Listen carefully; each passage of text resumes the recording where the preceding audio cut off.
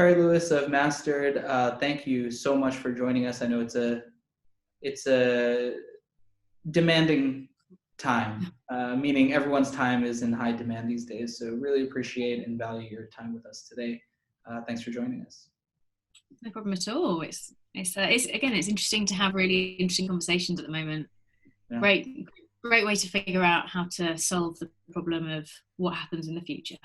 Yeah, that's definitely one way to look at it, and it seems overwhelmingly everyone is really in a creative zone. So it's nice to see. Anyhow, why don't we start with this? Why don't you give an introduction of yourself, who you are, and what you do professionally, what you're all about. Of course. So I'm Perri. I'm one of the founders, Mastered, and we essentially help professionals working in the creative industries to learn, thrive, perform in the new world of work. What's been really interesting is obviously we've been looking to like 2030 for a good few years now to look at the skills that are going to be required like in the next decade. And the really fascinating thing about this moment is just how quickly the new world of work has become the now world of work. And so actually all of the things that we were kind of looking to towards the future, just how much has kind of been accelerated and how much of that's just now we're living it. Yeah, it seems as though whether it's the investments on innovation and of course the remote working environments, things have just triple, quadrupled down or exponentially, as you mentioned, accelerated into what this natural evolution probably would have looked like or we expected to look like. Yeah, definitely. So to give a little bit more detailed, what is the platform Master? Like who's coming to it and what type of conversations and education are you facilitating? Yeah, of course. So we essentially I think about it as creating learning experiences. And we specifically work with people who are in career already. Tends to be between, let's say, 25 and 45. And we create learning experiences in collaboration with the industry. And so that's, let's say when we did our very first program on photography, we collaborated with the incredible Nick Knight to curate and develop that program. When we did our first kind of mentor program, we did it with Virgil Abloh. When we did our first leadership program, we collaborated with Patty McCord, who is ex-talent director of Netflix. So the idea is to work with like incredible titans of industry to help devise kind of the right curriculum, the right learning experience, and then develop programs that are massively focused on like coaching and mentoring and one-to-one, but delivered in a way that is flexible to your work. We talk about what we do as not courses, as not necessarily education, but as just support for performance. And I think that's a really just a specific like distinction in how we think about what we do.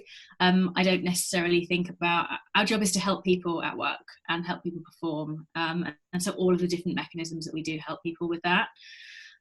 We are mostly online, but that's not because I believe that online is particularly better than in person. We do have an in-person element to our experiences, but I think what's interesting, and again, I think what we're seeing now as well, is that we're kind of in a post-digital world, and so there is no difference between online education and in-person education. There is, or experiences, or whatever words you want to use. There is just an experience, and as consumers or students, again, whatever terminology feels right, we expect our experience to be both in person and online. And so this blended idea is what we've been working on for kind of the last 5 years, really. And that's the really exciting point about, I say exciting, this is a like incredible tragedy of what we're going through right now. But if you have your hopeful hat on and you think about how the future might change because of this, you can picture a future where so much more education and so many more kind of much more learning is kind of this blend of in-person and online, depending on when you need it and what you need. Yeah, absolutely. And where are you riding this whole quarantine or COVID thing out? mean, literally right now I'm in London. I think what's been interesting for us is that like our normal service, our normal delivery has not been affected that much. So we typically work with corporates, so working with LVMH and Coty. It's not been, not much has had to massively change because we're already a remote company. So we have people all over the world anyway. We're already working from home typically. Again, most of these experiences are online, so we haven't had to kind of translate a lot. But what we have seen is a lot of kind of one area of our business, which is helping other people devise learning experiences. That's become much more important because people have come to us going, I don't know what to do. How can we do this well? I think what's been interesting is that it's really changed from like kind of week one, which it can, depending on where you are in the world, was a month ago or 6 weeks ago, or even like 7-8 weeks ago.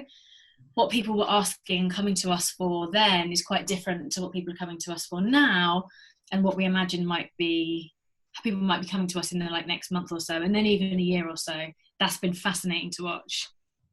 Yeah, can you maybe dig into that a little bit deeper in the sense of how has your business shifted or changed over the course of the last 6 to 8 weeks? Yeah, so I mean, the first kind of week or so, it was very much, I kind of think about it as Maslow's hierarchy of needs. In the first week, everyone was just thinking about like the bottom bit, which was like the operational basics of like, right, we're going to move our team virtually. Like, tell me what the best technology is to use. Tell me how you organize your week. And a lot of the work that we were doing with our partners was helping them just think about the very basics.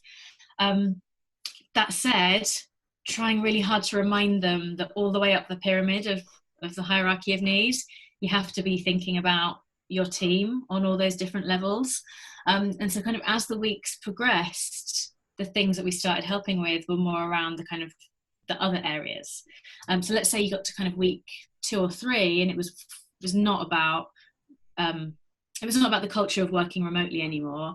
It was suddenly like, how do I help my leaders navigate through crisis? That was like a big theme of like, we've got all these people whose jobs are to figure out the future, whether the future is literally the future of your small department, or for CEOs, the future of your entire business. That's been a huge theme. And so really we've been very much adapting to what is needed. But what's interesting to me is that actually so much of what we've been doing over the last 7 years is now coming into play. So what we haven't done, we haven't like forgotten all the things that we know about what good learning experiences are. So actually a huge amount of what we've been talking about isn't reactive or agile to right now. It's just kind of reminding people of the principles. That's also been interesting. Like the human element to all this has been like the biggest thing. It's so many people have been quick to like, again, just think about technology as a solution, but forgetting the kind of people and human element, which again, I think is for us, certainly how we've thought about learning experiences, especially delivered virtually. Yeah, and never more has that human element or the empathy of just understanding of that everybody has their own reality as it relates to what's going on globally and the impact that it's had on either themselves, their families, their friends, loved ones, their business, colleagues, whatever it might be. And ever so, this is the most important critical matter in that. So even if you're approaching, whether it be sales or follow-ups or anything, you have to be critically understanding of what people may be enduring. And it's a delicate dance actually right now between business and developing your business and coaching your teams, as well as being empathetic and mindful of the realities that people may be facing. Well, a lot of people are facing, and some folks that you're dealing with may be facing. So really wild. Is there any innovations or new strategies that you've already deployed or you're gearing up for as a result of the new environment? It's a great question. I think the thing that we have been doing more of is conversation. So actually, whereas I haven't thought what I haven't done in this kind of time period is really rapidly kind of spin out a new product or a new education experience. Like in the first week, you were like, "Oh, should we be doing a program on learning, designing learning experiences online, or should we be doing something about remote working?" We decided not to do that, and actually, we decided to use this time to listen, um, and just really understand what the problems actually were that are being solved, with the idea of actually having this time and headspace to think about how we can look to the future. I think that's been the biggest, I don't know if it's a strategic difference, but we're focused on listening, having conversations. We're basically doing roundtables with our clients and their people in their business, kind of future clients, just generally interesting people who have something to say about the future of the creative industries. And we've been doing that with the assumption and the logic that if we listen and we have conversations with the right people, we will figure out how to navigate the kind of next 6 to 12 months and beyond that. And actually that's where we have to be spending our time and attention, because I'm sure we could deliver something great. I'm sure I could rapidly devise something and sell something, but actually we're way more in the business of like doing fewer long-term major partnerships with future collaborators rather than little bits. So yeah, that's how we've been spending our time over this period. And again, I don't think anything's massively changed for us strategically, because we've been in the business of working in professional development for a very long time. I just think that the things that we were talking about kind of that were kind of in the future are just kind of landing on people's desks now. And so I think it's become more must have rather than nice to have. So some of the conversations about actually why you should be training your leaders, or why you should be thinking about building out a virtual part of your education experiences, it's just been accelerated. Yeah. And how do you, I guess, anticipate kind of the longer term effects of COVID as it relates to your business directly? Like, how are you anticipating things such as discretionary budgets and in-person kind of community strategies that people want to deploy? Like, what type of education do you think is going to be more in demand going forward? Yeah, well, I mean, we've kind of bet our hat, if you will, on soft skills. So again, if you kind of all of the work done about the skills that will be most in demand in 2030, a kind of mixture between soft skills, creativity, critical thinking, problem solving, empathy, etc., and very specific technical skills related to digital literacy. We deliberately moved away from this and kind of firmly planted our hat in the fact that soft skills will be massively important. And so again, I think we have almost been, I mean, this was not going to change that, but like, you have seen the importance of great leaders at this time. You can compare the countries around the world, and you can see the difference that leaders are making. And so if anything, I think I'm even more persuaded by what we do, especially on the leadership side of things, because we've been kind of developing these leadership experiences, which is around this concept of the agile leader, and that you need the basis of that is that leaders today need many things, but one of the things they need to be able to do is to juggle between 3 different types of leadership style very rapidly and very effectively, which is exactly what is needed now. And so, yeah, that side of the leadership skills, completely and utterly kind of focused on that. There's a whole other part which is not necessarily related to right now, which is around the blending of like artistic skills and technical skills, what we kind of call the artist and the engineer, and bringing those 2 things together in individuals. But that's like just something that I've been constantly fascinated by, on how to develop those things in those people. Yeah. And are there any other broad strokes kind of hypotheses that you have, whether it's related to your business or externally, that you're fascinated by and you wanted to share? I mean, again, I think the move online has obviously just accelerated people's acceptance of virtual experiences. That's that's exciting, I think, because there are so many amazing things that can be done. I mean, all the way from there's some great people doing work, for example, in virtual reality training for surgeons, let's say, and using virtual reality to help train and upskill surgeons in doing very specific types of surgery. There are things like that that have been going on for a long time, but you can see how kind of a move to a more kind of acceptance of virtual training of some of those kind of technical skills. You can see how that's going to be adopted. There's a great guy who's running a company called Tribe XR, who is essentially DJ training, which is done via VR, because for people who aren't able to kind of access very high-end equipment, they can do it on VR. It's very cool.